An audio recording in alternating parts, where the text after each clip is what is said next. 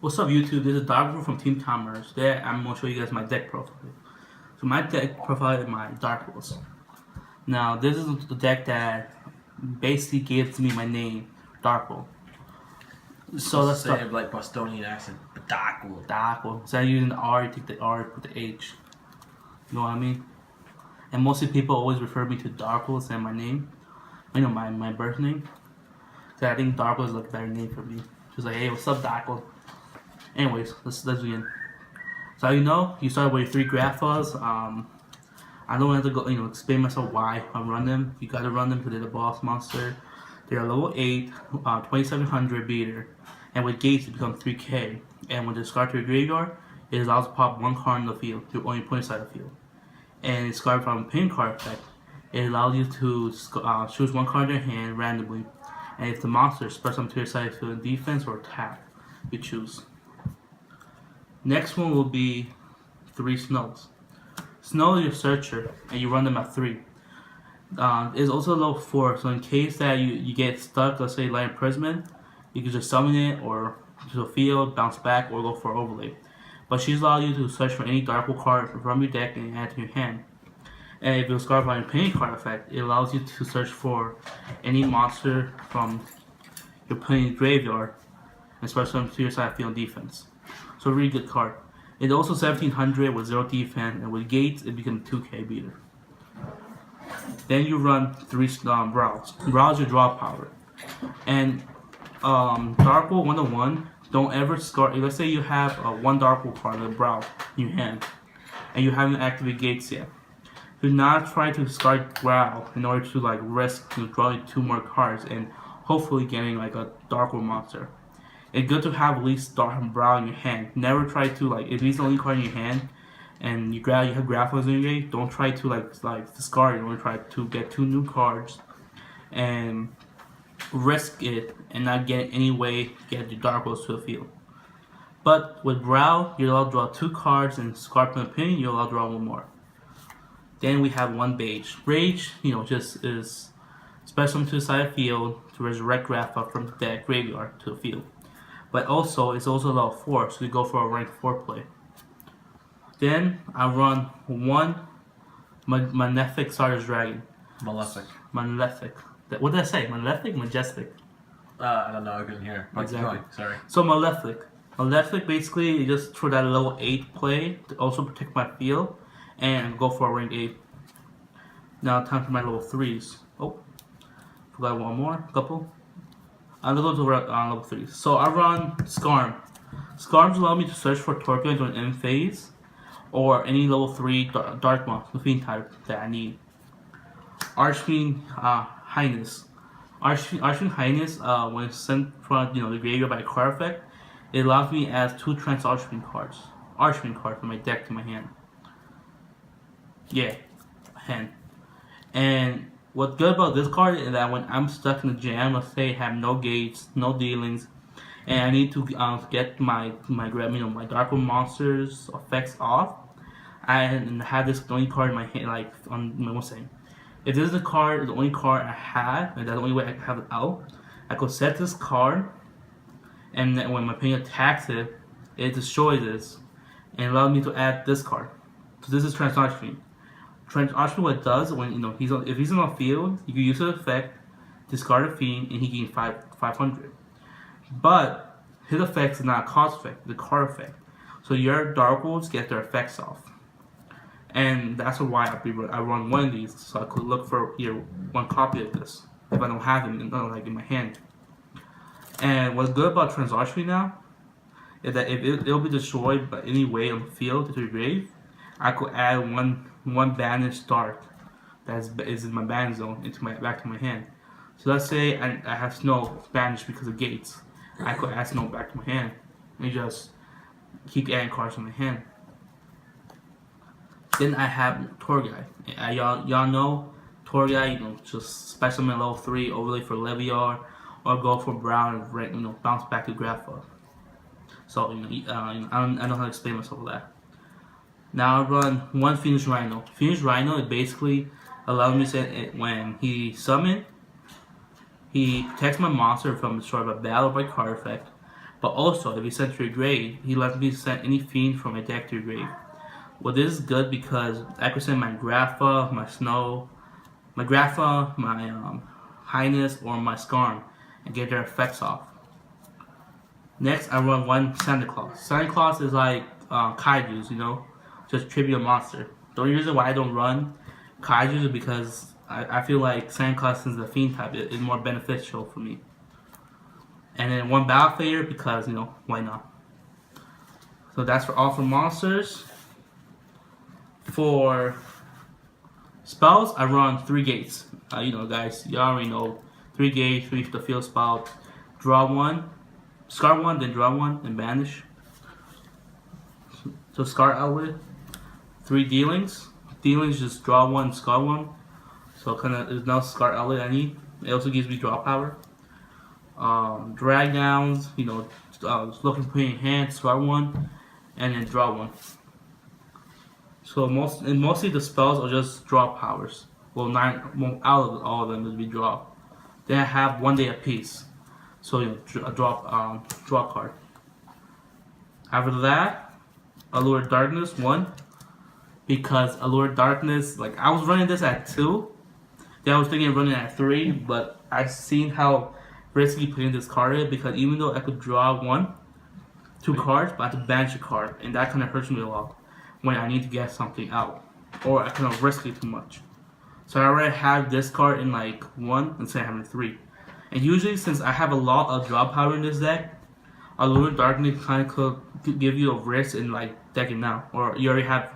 Since I'm always having all my field all full, Allure Darkness is just now card that I just add 2 cards and nothing gonna happen. It ain't gonna help me. Just add cards, and then if I as a scar a lot of cards because I have too many cards in my hand.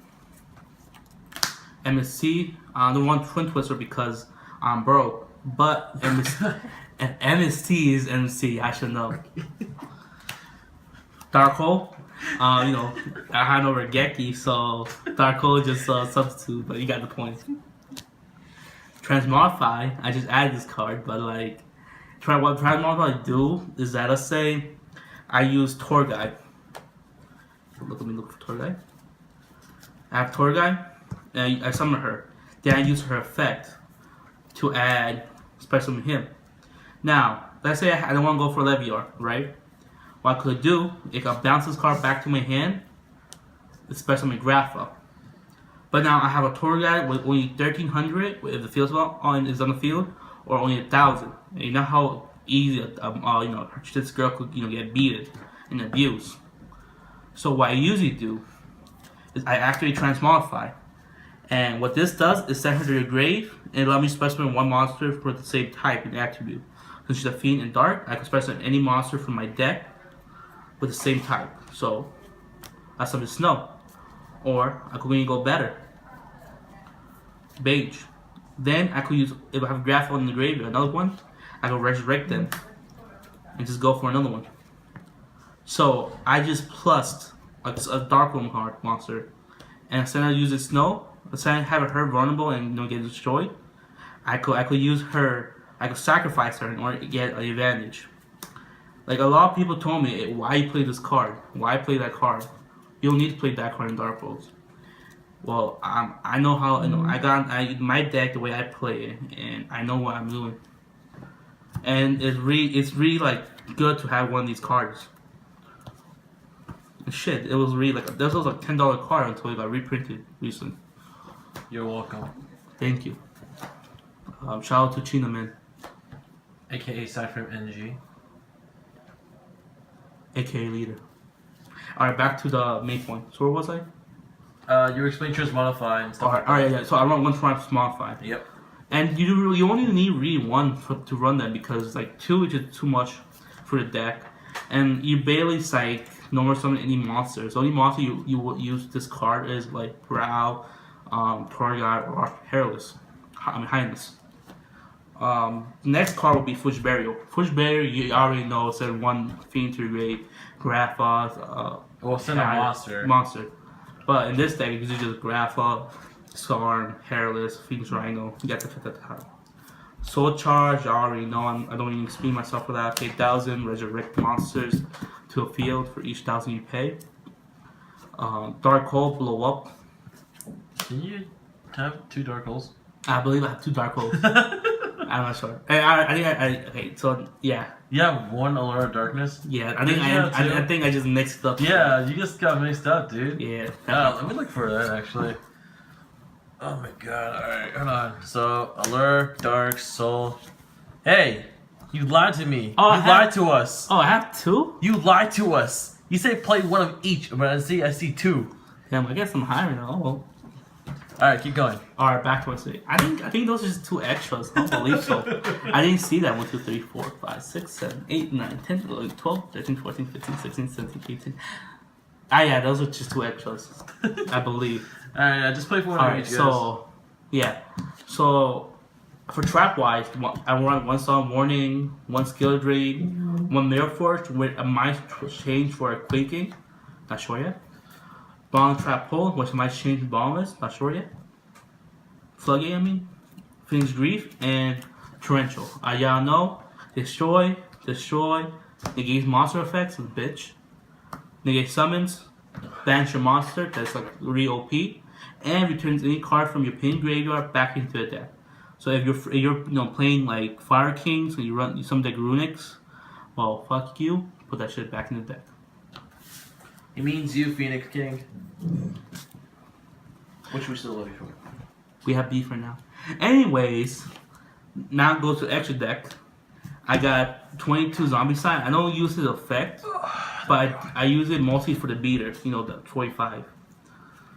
Tachyon, I use him for his effect, and also since he's 3,000 and against every monster effect. Galaxy Eye Cypher Dragon, just to take control of the monster you're playing control and overlay it. 2 Overload Hafunix, overlay, send monster from my hand or the field to grave, destroy the same amount of monsters.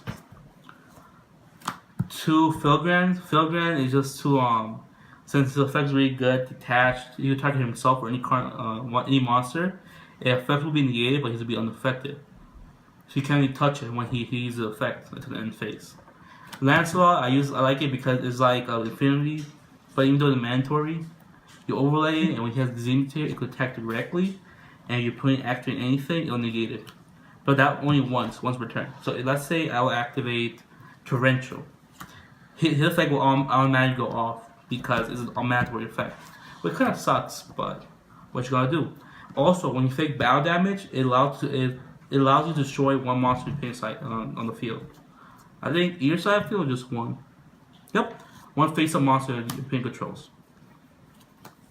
After that, you go to Rebellion for the rank 4s. So I run 1 Rebellion. I might change Rebellion and then run Starving Venom, maybe. I'm not sure yet because I haven't tried fusioning with this deck. It may be good, maybe not, but I know I'm still testing. 1 of 3. When you're going against Fire Fist, their weakness is that they always regain attack, but they can still be targeted. So you can use this and destroy them, and draw 1 card. So you're plusing off two cards. Just killing 2 birds, 1 stone. 1 to 1. Now I know most of y'all say, who runs 1 to 1? I do. I do too. Why? Because 1 1 is a good card. Don't hate. Castell, send detach shield, return card in the field, back into the deck. Face up. Got a Cowboy. I tried this card out. Yeah, we already know, man. Minus 800. GG.